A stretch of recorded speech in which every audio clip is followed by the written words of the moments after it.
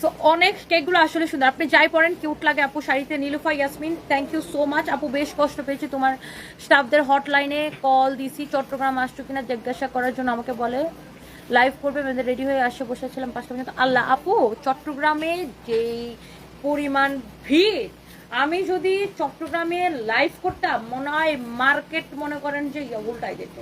তো আমি এই জন্য আপু মানে খুবই বাজে সিচুয়েশন ছিল, খুবই বাজে সিচুয়েশন ছিল আপু। যে পরিমাণ ভিড়, আমাদের হচ্ছে যে মানে আমাদের স্টাফরা মানে পাগল হয়ে গেছে চট্টগ্রামে। আর আসলে আমার মানে আমার হটলাইনের ওরা আপনাকে এই বিষয়ে তথ্য দিতে পারবে না যে আমি কোথায় আছি, মানে ওরা জানে না আসলে, ওরা তো জানে না আসলে, আমি কখনো কাউকে তথ্য দেই না আর কি, মানে আমার স্টাফদেরকে, ধরুন ওরা জানে না। আর ইভেন ওরা আমাকে ওইটাও মানে দেখা যায় যে মানে ওদের সাথে আমার ওরকম একটা কথাও হয় না, মানে কল সেন্টার ওদের সাথে